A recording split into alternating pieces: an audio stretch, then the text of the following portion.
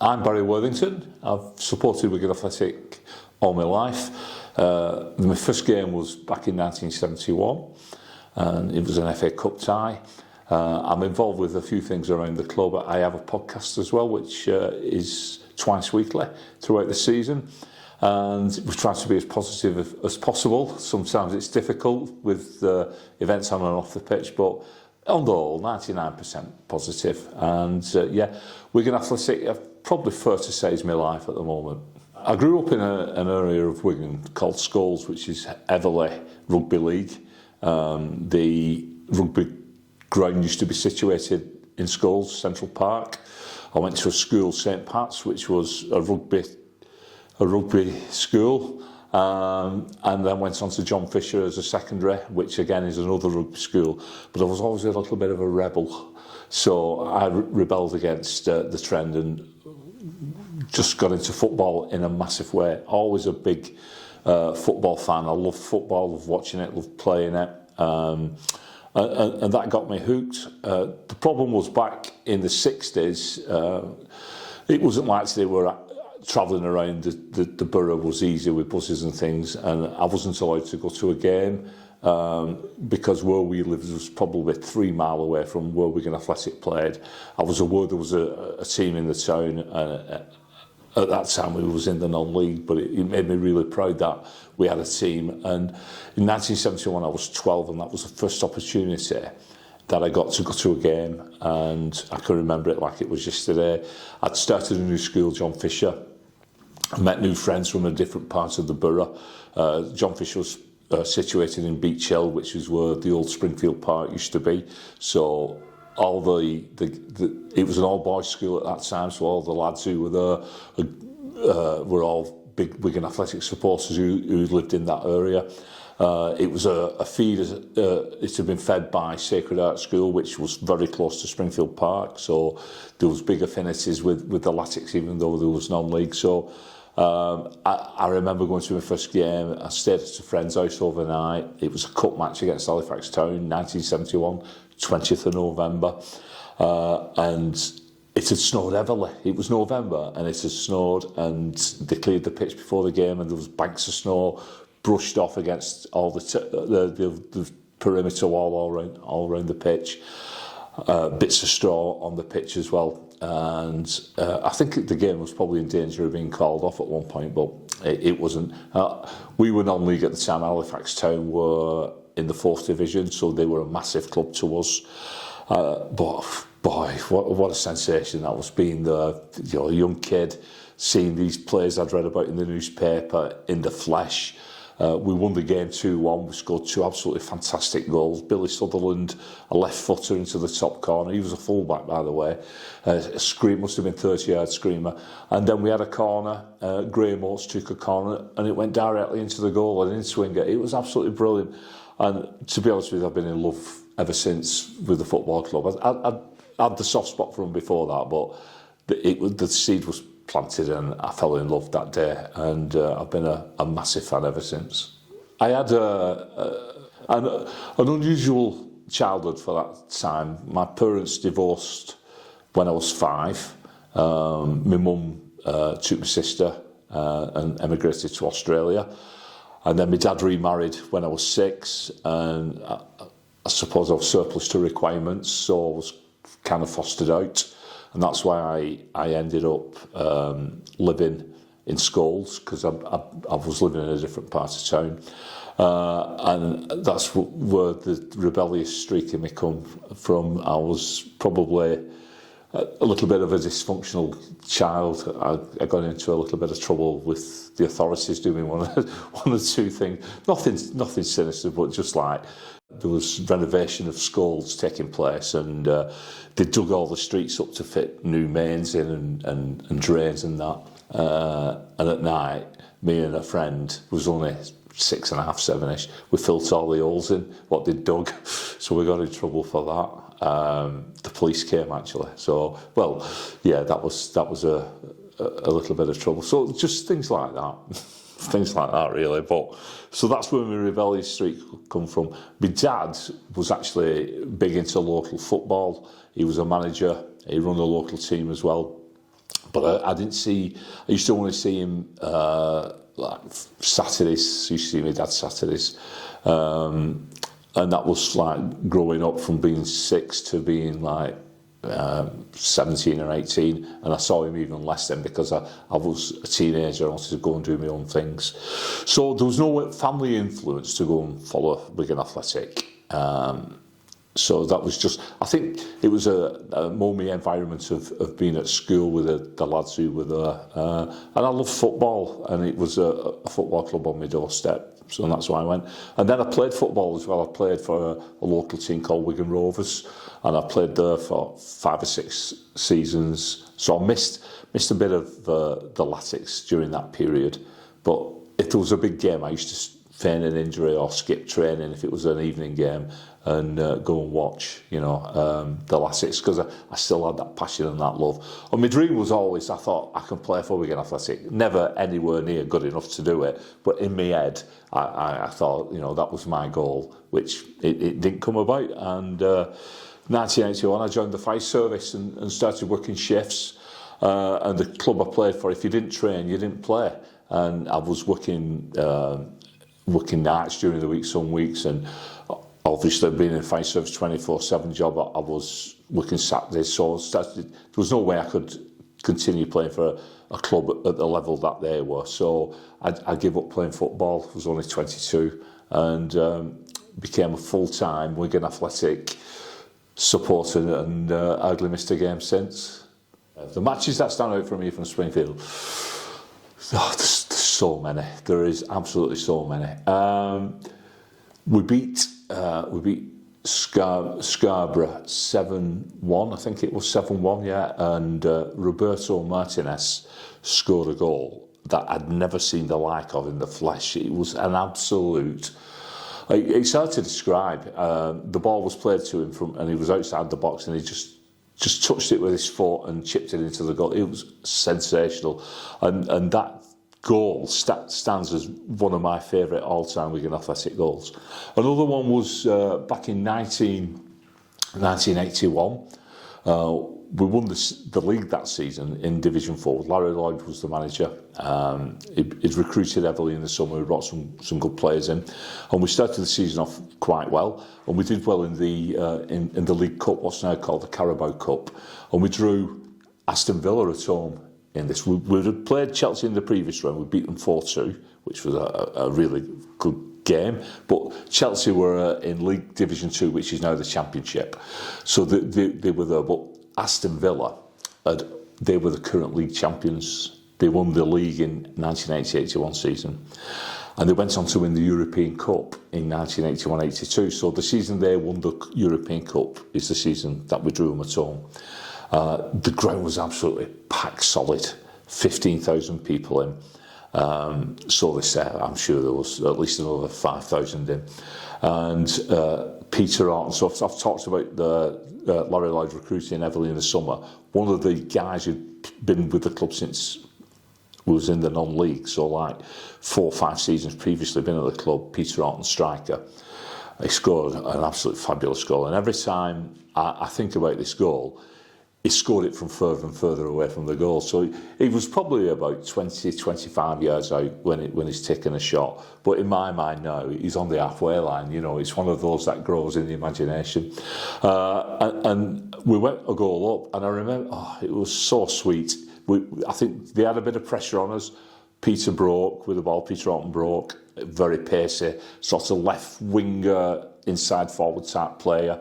And they couldn't keep up with him, and he's broke clear, and he smashed one into the far top corner, and the whole ground erupted, and you were thinking, are we going to beat the league champions, a 4th division club? Are we going to do it? Unfortunately, as often happens with these, they got a dodgy penalty and they scored another goal, so they ended up beating us. But that day was absolutely sensational. I've seen us gain promotion twice whilst being at Springfield Park as well. Under Larry Lloyd, that was a good day. Mansfield Town at home, Eamon O'Keefe scored a hat-trick. And also under John Dean, a few years later, 1997, we got promoted that year. And again, it was just like a carnival atmosphere, people piling on the pitch at the end, and really good. But also, I've been on the other end of it, we're losing a home to Liverpool United in front of 1,200 supporters, and Springfield Park is like our spiritual home. But when we think back to the difference in the facilities that we have now at the Brick community towards what we had then, there's no comparison. But it's had that real place in our hearts, Springfield Park. And you do miss it. I do miss it. Well, I remember being a child when I used to go first child, like in my early teens, and I used to think, I wonder if I can hide somewhere in the ground, and when they lock the gates, I could spend the night in here and see all the old, like, I don't know if you've seen Field of Dreams or not, but when all the old players come back and they play, those who sadly passed away. Because one thing I never saw Harry Lyon play football for Wigan Athletic, and he is like one of the all-time heroes from the 50s and 60s. And I'd love to see Harry Lyon play for us. And and I used to have this vision in my head of sneaking into Springfield Park or hiding somewhere when they lock the gates and spending the night there and watching all these historic games from down the years that I've missed. Yeah, I loved it. I love Springfield Park, but this stadium is much better, I must admit. But it's not spiritually the same as Springfield. I remember going to a meeting at Springfield Park, and Dave Whelan had just taken over the club, and he talks about different options, but one of them was to build a new stadium at Robin Park, a 25,000 all-seater stadium. Bearing in mind, the last game we played at home, I've just mentioned, had 1,200 supporters, and so you're thinking, 25,000 spectators, wow. So he said his vision was to get the club into the Premier League, and obviously you get in the Premier League and your fan base grows and we'd fill it. But still it was like, wow, 25,000 seater, is it really going to happen? But they did build it, and whilst they were building it, I was in the fire service, so I was very fortunate to be able to come round doing inspections, and I got a glimpse of different stages of the stadium being built. And I used to remember walking, and you get that standing up on the back of your neck thinking, wow, is this where Wigan Athletic are going to be playing football? And at the time it was just a shell. There was just 4 stands and nothing, no pitch or anything like that. But you could see it in your mind's eye what was going to eventually come. And the first game that we played here, I sit in the south stand at the time because the east stand wasn't opened, and I remember coming in for the first game and thinking to myself, it's like Wembley. There's a concourse here. What is a concourse? The only time I've been to a ground with a concourse was Wembley Stadium. It was an area under the stand where people could buy food and drink, they could stand and chat, there were toilets. At Springfield Park, we used to have to go to if you wanted to go to the toilet, you went to the end of the stand, and there was like this, just a brick shield built with no roof on it, so if it was raining you got wet through. And the urinal was an half-cut drain pipe on the floor. And you used to roll your jeans up before you went in because you didn't. It was awful. It was awful, but it was all part of the charm. But like coming to as it was then, the JJB, and like toilets with proper urinals in and sit down toilets, and it was just mod cons. I know it was like 1999 and 2000 season, but it was. I'm a Wiganer answer, so I remember being little and with no inside toilet. We had an outside toilet, so toilets are a big thing where I am concerned. But yeah, it was just fabulous. It was Wembley. It was Wembley to me coming here, and I do love it. I do love the stadium. I walk down. It's walking distance from where I live. It's a modern stadium. There's unrestricted views. You can get food out. At Springfield Park, you can get a pie. That's a pie or a cup of Bovril. And about 10 minutes before half time, there used to be probably about 4 or 5 girls used to come with trays of pies, and they used to take them to the back of the stand where they sold them from this little hatch, and that was it. But at this stadium, you've got like a proper catering area where people, you know, you can get, I know the variety's not that good at the moment, but you can get things like pies, sausage rolls, you can get hot dogs, crisp, pork, all sorts of things for the kids. So, yeah, there's a big difference, not just at, you know, on the playing surface, but also behind the scenes as well, you know. When we first opened and we came along, you know, you wondering how we'd settle in, and the first season we played here, surprisingly, we had a fabulous home record. We I don't think we lost at home until the new year of that season. We was like a bit of a fortress, really. So obviously the players took to it really well. For the spectators, a little bit different. I mean, it was exciting. It was exciting, but we had the East Stand closed, and it gave it a bit of a strange edge to the place, like having a full stand across the length of the pitch, not being used. But it was still, yeah, it was different. I mean, I was so excited. I mean, I've talked to other people who said, you know, they prefer Springfield Park, when I used to argue, what, you stood in the rain, you know, rolling your jeans up to go to the toilet, you prefer that to sit in here in comfort. And they said, yeah, you're right. It's just the nostalgic pull of Springfield Park over this. But within 2 or 3 seasons, yeah, we'd settled into, as a supporters, we'd all settled into this new place. But the team did straight away. I think football players are very adaptable. They change grounds like when they change clubs, don't they? So I don't think that really bothered the team. But as for fans, and it was great as well, because we used to have things on. I remember they used to have like cheerleaders, but they weren't just like, you know, with pom-poms and stuff. They were actually doing acrobatic things on the pitch, and there was like a guy would be at the top of a pyramid and then he'd tumble off, and we never had that at Springfield Park. Never had that at Springfield Park. So it was very different. It was a different atmosphere altogether here.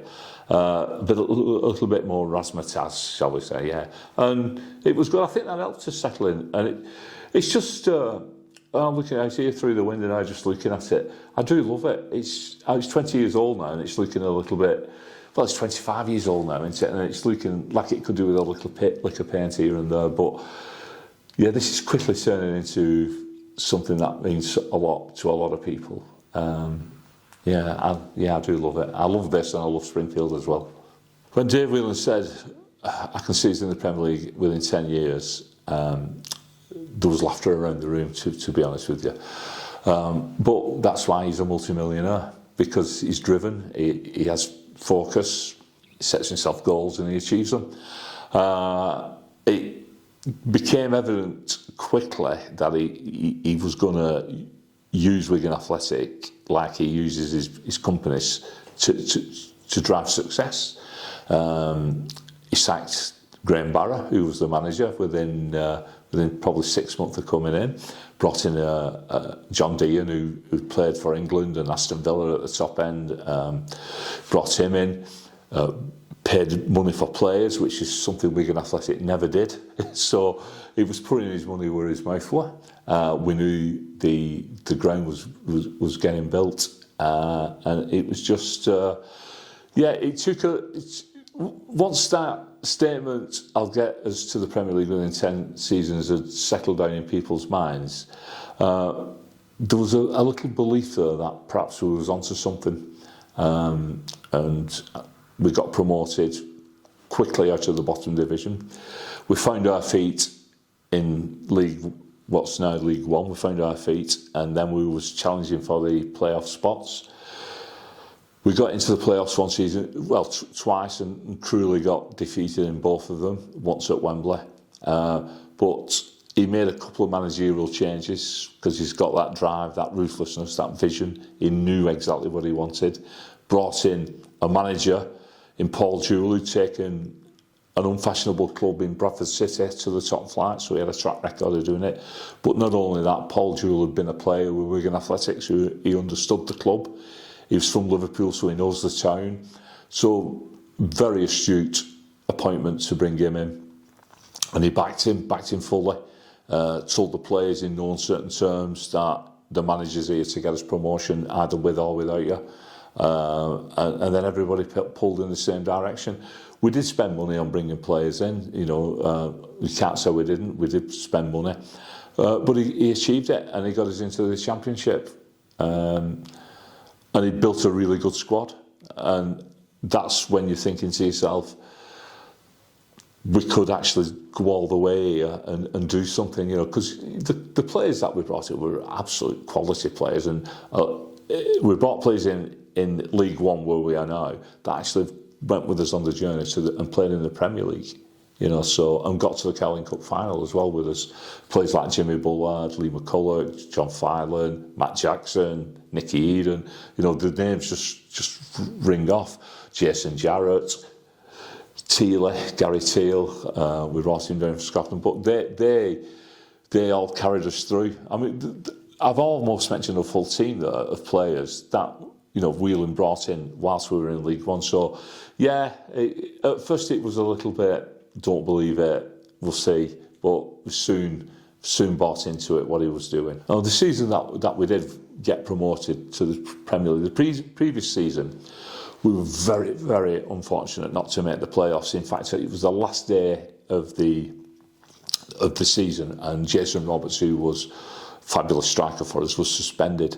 And I think we needed to win the game to guarantee our playoff spot, and we didn't. We played West Ham. They ended up, I think they drew with us 1 apiece. I remember Brian Dean scoring a goal and running all the way up the West Stand along on the pitch, high-fiving everybody. I'm thinking, what's he doing? He's a West Ham player. He shouldn't be doing that. You know, you spoilt our dream here. But we didn't make it. But so it made us doubly determined for the following season, 2004-05. And what a season that was. We broke records for the club. We were by far and away the best team in the division. We didn't win it. We finished second to Sunderland, but we were far better team, footballing team, with some great players, like I've mentioned there, who'd come through, but with other players who joined us, like Leighton Baines. What a player he was. He went on to play for England. He'd come through the ranks. But as that season went on, there was 3 teams in the race for the automatics. It was Sunderland, ourselves, and Ipswich Town. And it got very close at the end. I think it was we played Preston North End away the second to last game, and if we'd have won that, we'd have clinched promotion, but we ended up drawing 2 apiece. But I think results went our way, which meant on the final day, which was an home game against Reading, we only needed to get a draw in that game to get promoted. But Reading were a good team. They were chasing the playoffs themselves. In fact, they went up the season after with a record number of points in the division because they were a very good team. So the final day of the season, we had Reading down here, and people in them days, the internet wasn't like it is today, so people had transistor radios to the radio listening to the results coming in from other places. But they didn't need to have bothered. We just absolutely destroyed them. We won the game 3-1. Jason Roberts scored, Lee McCulloch scored, and then the Duke himself, fabulous goal scorer for Wigan Athletic, Nathan Allington, he put the icing on the cake at the end. And then the celebrations at the end of the game, absolutely brings tears to your eyes thinking about it. Wigan Athletic are in the Premier League, or as it was known then, the Premiership. Wigan Athletic are in the Premiership, and I'd seen this club rise from non-league in this ground where you had to roll your trousers up if you wanted to go to the toilet. You know, up to the top table of English football in the Premier League. It was an absolute fabulous journey, and I was buzzing. I was walking on air, really walking on air for the next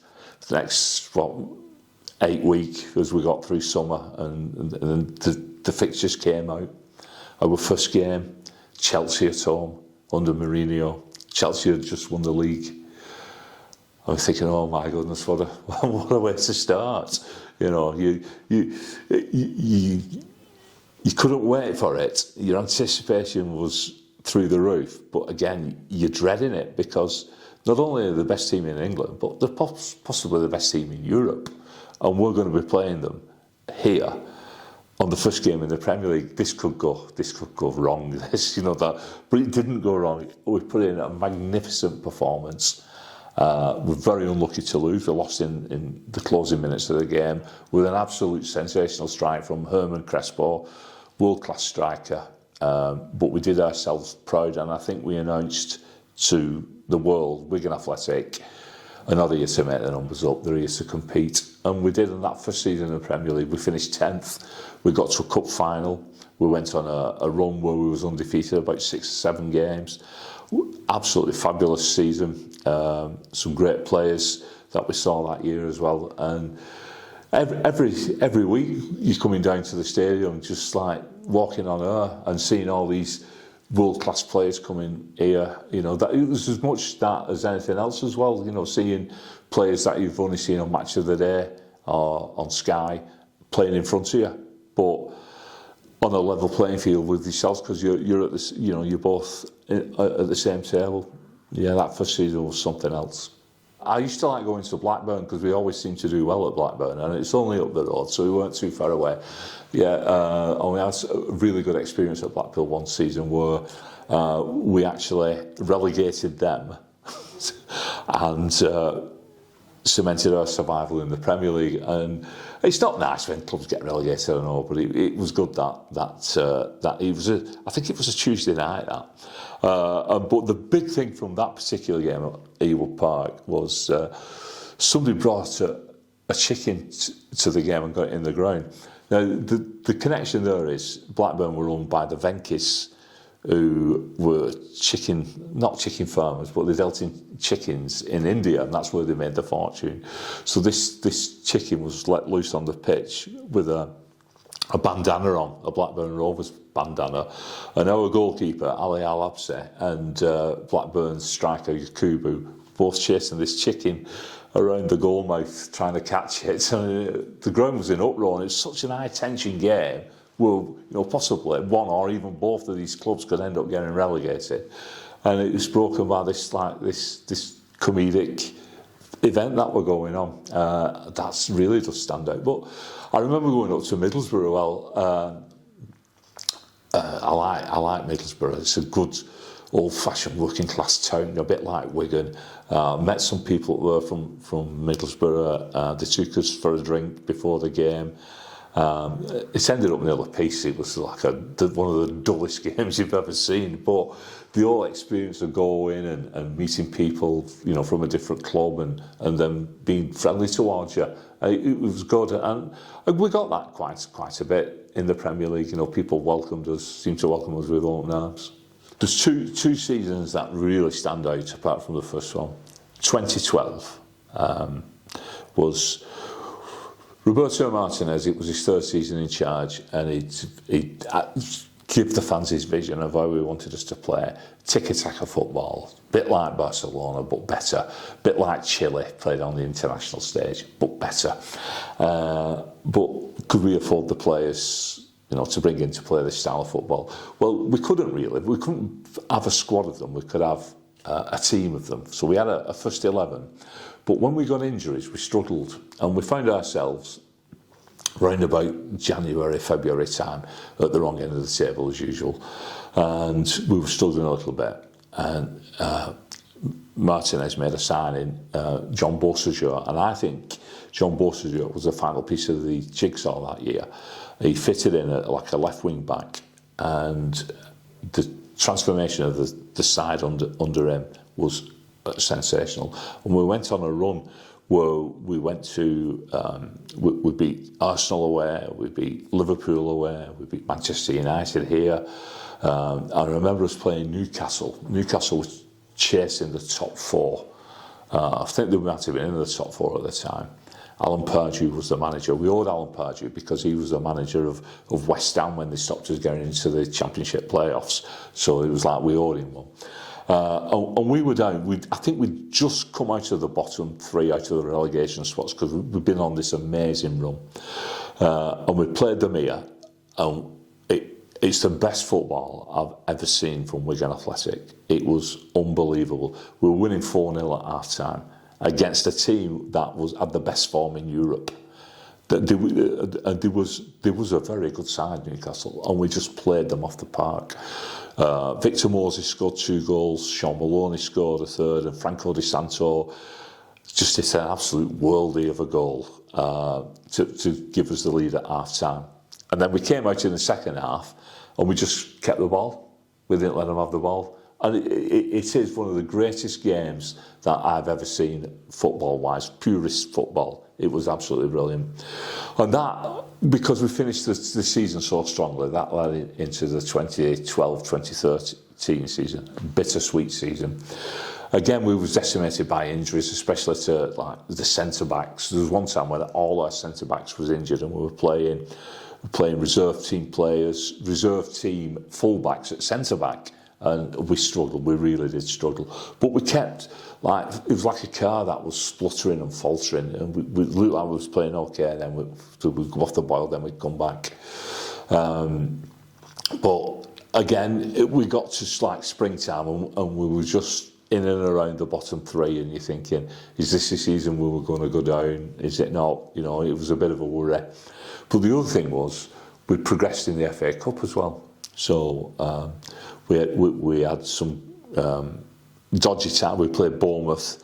They took us to a replay. We won away in the replay. We played a non-league side in Macclesfield, which was a tough game, a very cold, snowy day, and we managed to get through there with a penalty.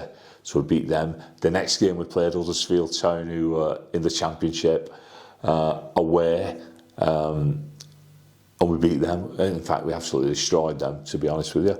And then we drew Everton. I was saying it was like a car spluttering and spitting. But we were struggling in the league. Our results, we had some very tough games and the results weren't coming in the league. So the FA Cup was a bit of a distraction. So we'd drawn Everton away. And we went there, and I've mentioned Newcastle, about how well we played against Newcastle the previous season. This season, we replicated that performance against Everton, particularly in the first half. And we won 3-0 at Goodison Park, and we're in the semi-final of the FA Cup.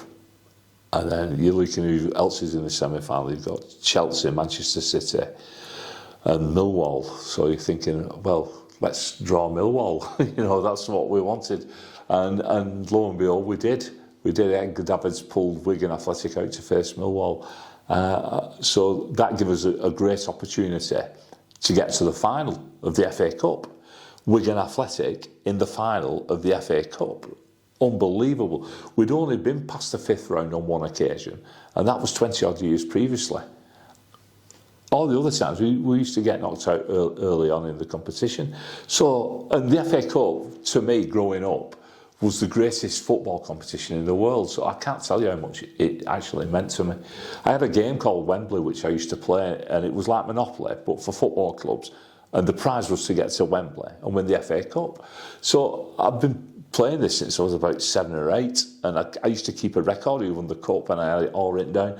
But we were here for real. We were at the semi-final stage, and we had this massive opportunity. But at the back of your mind, you still got the league, and we're just faltering a little bit in the league. And then we played Millwall. We beat them, and then we're in the final. 13th of April, we played Millwall. A month later, 11th of May, we've got the FA Cup final. Manchester City, who were probably the richest team in the world, were in the FA Cup final. We played City about 6 weeks previously, and that was away at their ground, the Etihad. And we should have got a draw with them easily, but poor refereeing decisions, as usually happens when you lose, don't they? Whether they are poor or not, but it's always in the supporters' mind. Saw us lose that game 1-0 and put us into jeopardy. Now, the cup final was not the last game of the season that year. They played it the week before the last game of the season. And we actually had to fit a game in that week. So on the Tuesday before the cup final on the Saturday, we had a home game against Swansea. And I think everybody felt if we win that, we'll stay up. Definitely. If we win it, we'll stay up. If we lose it, we're in trouble because we've got Arsenal to come. We had to play Arsenal, so it was going to be really tough. We went to goal up. They equalised. I'll be honest with you, Swansea didn't want to play. They didn't want to beat us. You could tell. There was like Swansea had a great football inside. They were booting the ball in the stand. They weren't playing football, but they scored a goal, so it was 2 apiece. 1 apiece, and then we went 2-1 up. And then they scored again, and you just felt it was like, it was crushing. And then you're thinking, they scored again, so it was 3-2, so they beat us, and it was crushing. And you're thinking to yourself, we've got a cup final on Saturday, we've probably just got relegated. That was the feeling, we've probably just got relegated. We had to win our last 2 games. Arsenal away and Aston Villa at home. I just thought it was too much, which it did prove to be. And that's the bitterness of that season. We did get relegated, but the sweetness, my goodness, did it make up for it. Saturday the 11th of May, a day that is indelibly marked, not just on my heart, but on my soul. It's there for all eternity. People say, give that cup up for another season of Premier League. Absolutely not. I can't tell you what it means. I feel like I'm filling up now thinking about it. It's just an absolute amazing feeling to think. It was amazing to think that we'd actually got to the final. That was the first thing. So we got there. I remember I got in the ground really early.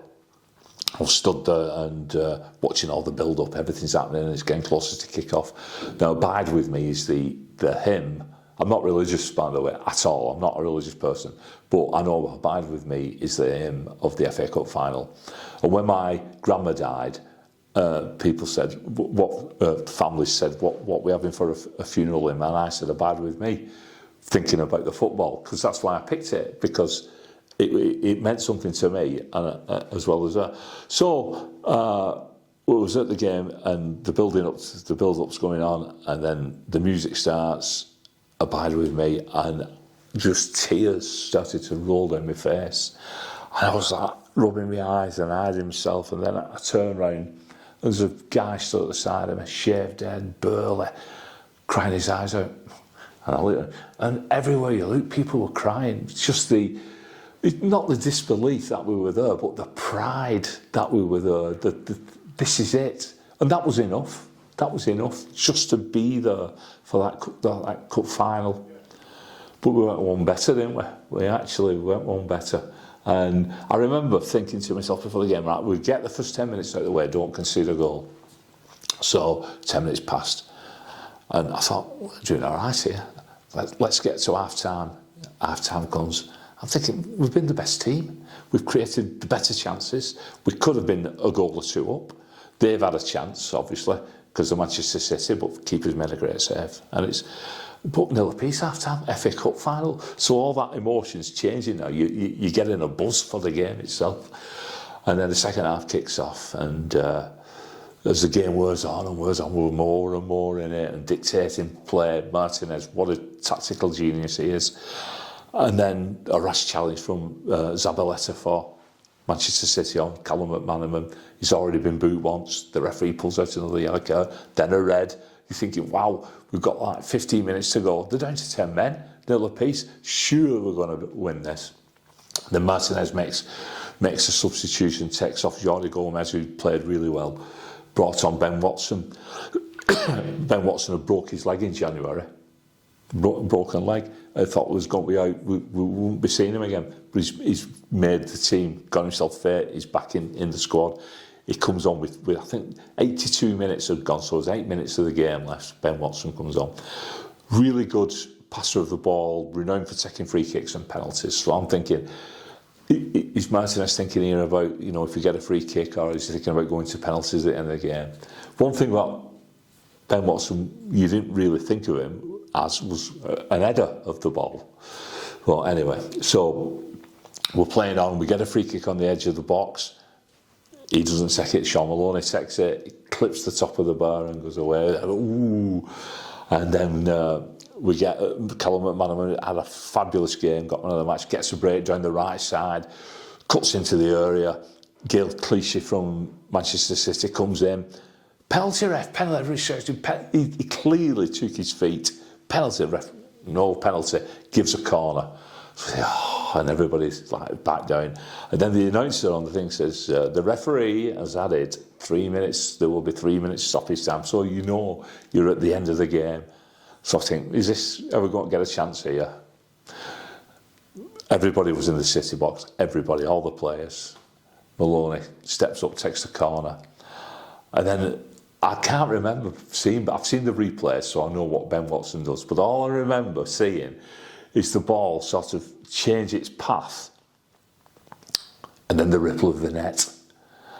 And then there was silence. Absolutely, it just went, because everybody's texting in. And then the realisation, it's split second. And I thought the roof was going to come off Wembley. Everybody was screaming.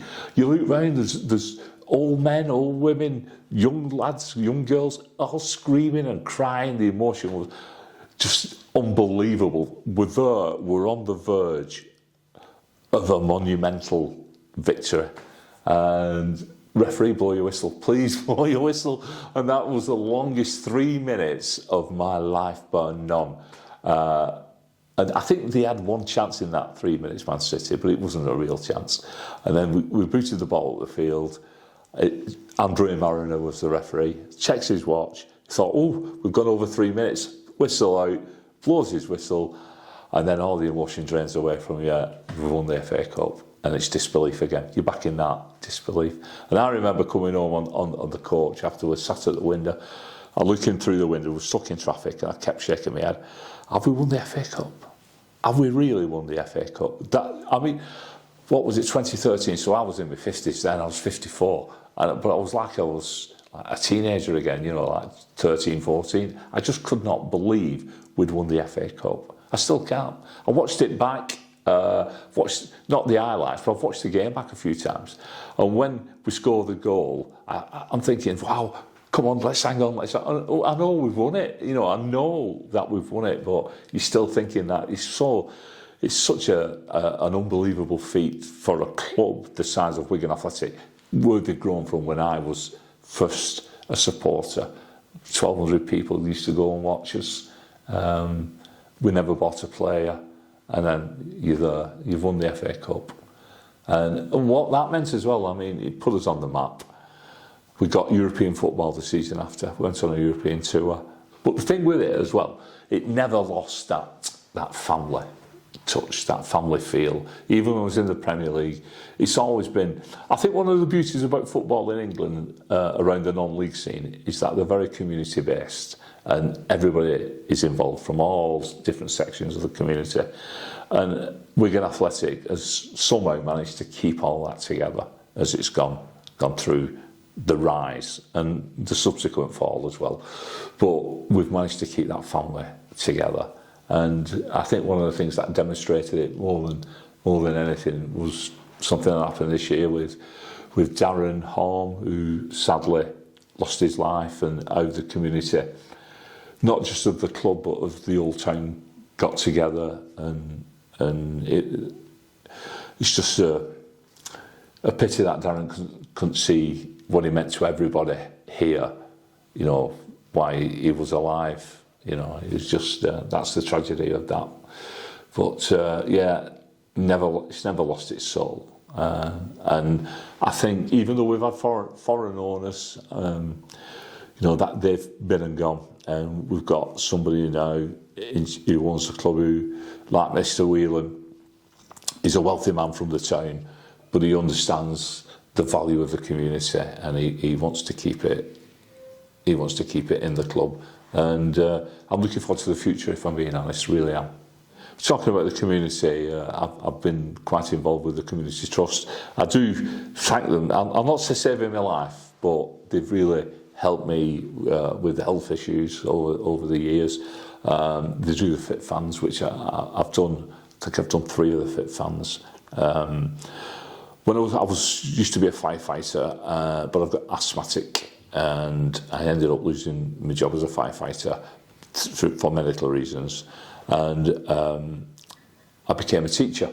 going from a very physical job to one where it isn't physical at all by any stretch of the imagination, I gained a lot of weight because my lifestyle was still the same. I like food and all the rest of it. So where I was burning it up by work and by like a fitness regime that I used to have, suddenly all that side of it had gone. I had a very sedentary job where I was sat around a lot and I had no time to keep my fitness up, but I was still eating, and I gained a lot of weight. And then I had a couple of health issues. I had a TIA, transient ischemic attack, which is a mini stroke, and then I also had some heart problems as well. And I realised that I needed to get myself fit. And the community trust, through the programmes that they were running at the time, welcomed me on board with open arms, and it was the start of a brilliant journey for me. I don't mind admitting I was 22 stone when I went. First off, I was way over. I'd never been anything like that size in my life. And within 3 years, I was down to 13 stone. So I'd lost nearly 10 stone in weight.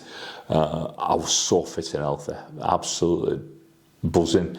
My heart rate was like really low, and I just felt that the trust itself and the way they looked after me, like I sort of not owed them, but I wanted to give back to them, wanted to repay for what they've done.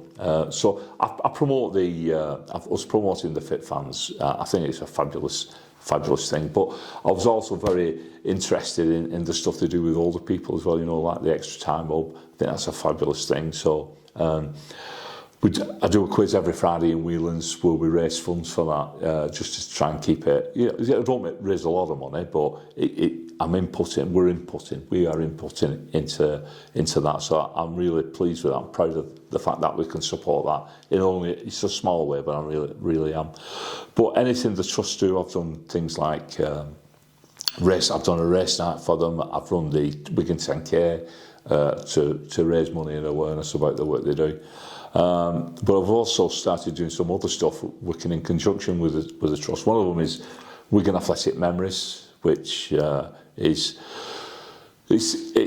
focused on people perhaps with memory issues, maybe dementia type people as well, people with dementia, but not solely that. I think we're open and inclusive of anybody who wants to come along, and we've started to gain a nice community, I'd say, and people just look forward to that every month, second Wednesday of every month, held at the stadium. The latest one we did was a look at the FA Cup run with Graham Barrow, who was assistant manager at the time, and Emerson Boyce, who was the club captain and lifted the FA Cup. So we had a great session with that. Fabulous event. But we also do like a little drop-in centre as well, just at the stadium every Thursday morning, and just try and get a little bit of positivity in the community. People come in just for a brew and a chat, and it's all free as well. Everything's provided free, and it's just to try and put something back. It was me saying thank you for what they've helped me do over the years. Help me with what they've helped me do over the years. And just try to give something back. And I'm not sure if everybody's fully aware of what the trusts do. Even though they do broadcast it, I hear people say, what do the community trust do? And I'd say go on the website and have a look and see what they do. They work with old people, young people, people in the middle. They reach out to underrepresented groups. They reach out to impoverished areas of the town, of the borough. It's a fabulous organisation. One of the strings that really pull you in is the fact that it's Wigan Athletic.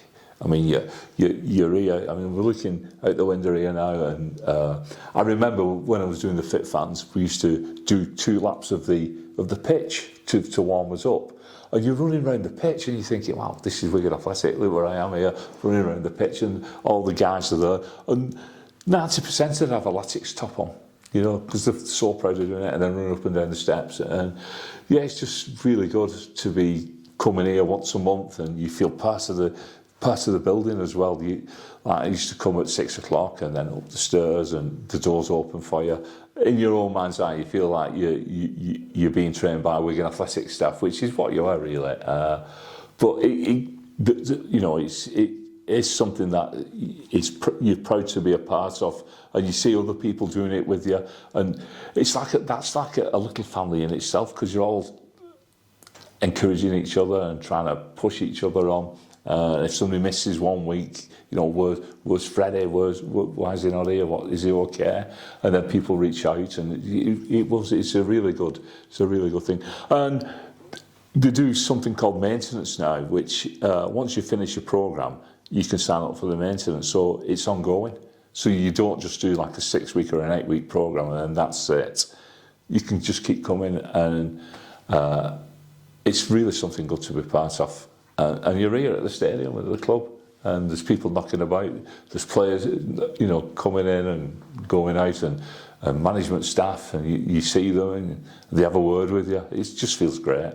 When I was young, I dreamed of playing for Wigan Athletic, but it was like every youngster dreams of playing for the football club. But I still, now I've started doing, like, working alongside past players and coaching staff. I still can't believe the fact that they talk to me on a personal level. It's such a really good feeling to do that, and something I never dreamt of. I've always wanted to highlight the club. I've had websites, I do a podcast to do that, to push. I always say it's like preaching the gospel according to Wigan Athletic, because that's what I feel like I'm doing, just trying to get the name out there, trying to be positive about it, and to speak to people who work at the club, and I'm still like that little kid who's in awe of who I'm talking to and what it means. So I do get a buzz, definitely get a buzz off talking to the players. But they're just human beings like everybody else, aren't they? They all have their aims and their ambitions in life, and I've never met a player yet, or a former player, who said they didn't enjoy the time playing for the club, and I think that says a lot about the club as well, about how friendly it is, how friendly the fans are on a personal level. Everybody gets along with each other. Players come and go, managers come and go, but that sentiment seems to stay with us throughout the years. But we've had some downtimes recently as well. I remember years ago, back in the mid-80s, we suffered financially back then, and tried to do a little bit of get sort of a pressure group going against a former chairman who we had at the time. There was talk about us leaving town, but then Dave Whelan comes in, everything's forgotten, and then we get to the lockdown season, and things just went downhill really quickly. Lockdown, obviously no finances coming into the club. We've changed ownerships, which still nobody knows how legitimate it was, what happened, with Stanley Chow and I think Ken Young, who ended up buying, or supposedly buying the club. And then within 3 weeks, he tried to put us into liquidation. And when that news broke, we played Stoke City on the Friday night. Was it Friday? So we played Stoke City on the Tuesday night, and we'd won 3-0, played really well. We watched it at home on iFollow, because fans weren't allowed in the stadium. We were still in lockdown. But was buzzing, because we'd guaranteed our season for next year, our place in the Championship, and we're looking forward to a good season. There's still quite a few games to go, and it looked like we had a really good squad of players, and we was going to do something. And then the news broke in the morning that we was in administration, so that meant 12 points deduction straight away, which means more or less that we was going to get relegated. And if we didn't get a buyer, the club could potentially fold. And then you think to yourself, who's going to buy a football club in administration when there's a lockdown and there's no supporters going in, there's no season tickets being sold, there's no merchandise being sold. So all you're doing is buying a building with no income, and it's going to cost you millions of pounds a year to run it. So I just thought there's nobody going to take us on. I just couldn't see it. And the world was in a strange place at the time as well. Nobody knew what was happening. And I think it affected a lot of people. Nobody knew what to do. Luckily, we had some good people working behind the scenes. You know, the supporters club here with Caroline Mullineux, the local MP, Lisa Nandy, Jonathan Jackson, who was the CEO at the time, did exceedingly well, trying to stabilise things, fundraising, organising really big efforts, and we raised nearly £1 million, I think, within about 3 weeks.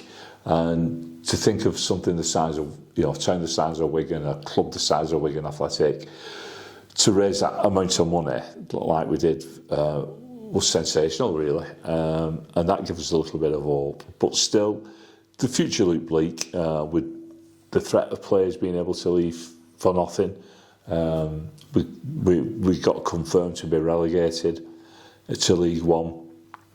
And it was just a really depressing situation that we was in, and a lot of people were affected quite badly by it, you know, including me. I remember just lying in bed at night, not being able to sleep, just worrying about the future, because you're thinking this thing that's so big in your life being taken away. It was, in effect, it's a bit like a bereavement. That's how it felt, you know. If it had happened, that's exactly what it would have been like. But luckily we got somebody in to buy us after a couple of false dawns.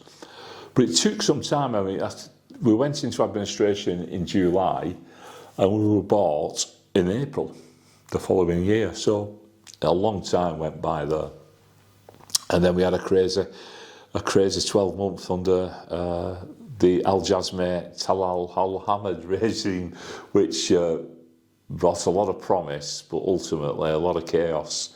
The first season they were in charge, so they got us out of administration, they promised the world, and they were from Bahrain, so Middle East. You think oil money, this is what, you know, you think there's a lot of money involved, they'll stabilise anything.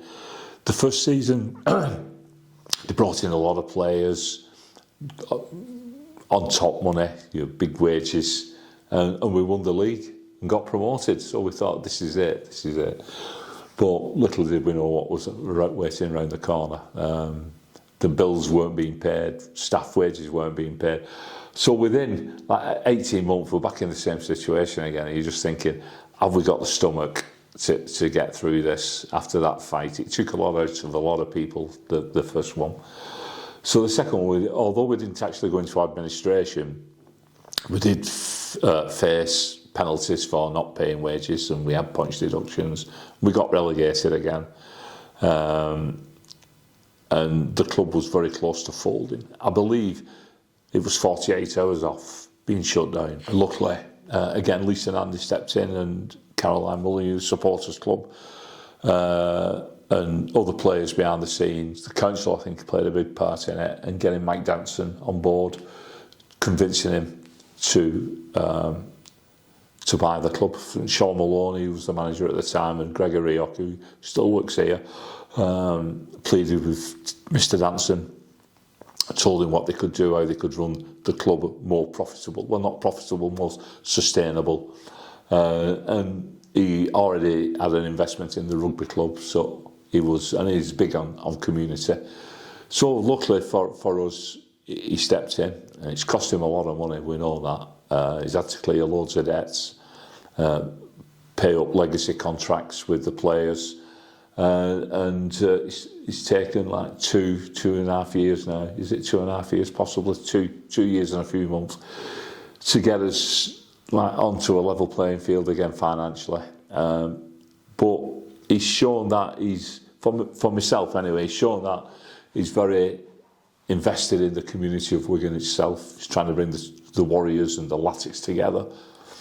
He's got the women's football, he's got the women's rugby, They've got their own facility now, and other projects that he's looking at, and sporting hubs. I think the future's bright. Somebody who understands money, knows money, and knows how to make things work within budgets, which is what we really need.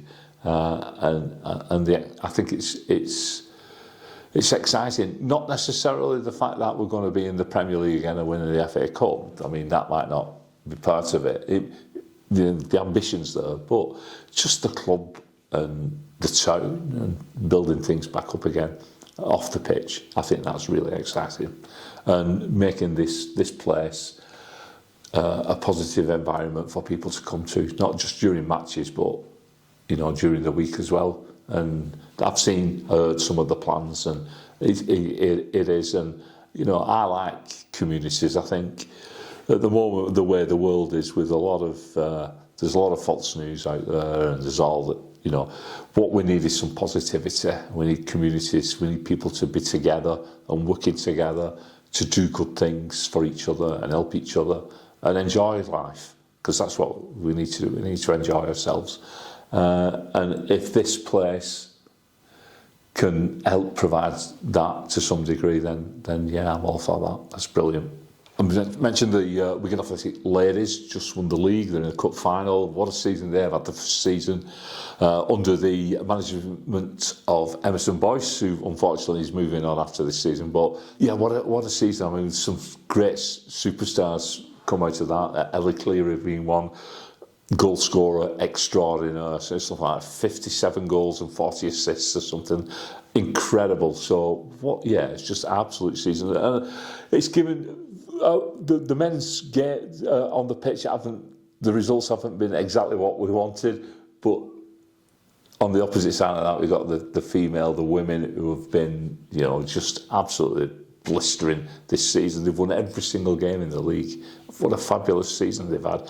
And it was great to see them at the Player of the Year dinner the other week, getting the rewards and being part of the club, because that's what they are. This is Wigan Athletic, whether you're male or female, whether you're man's team or women's team, it doesn't matter. You're Wigan Athletic, and it's great that the community is getting behind both clubs. And the women, I think the future there is definitely bright there.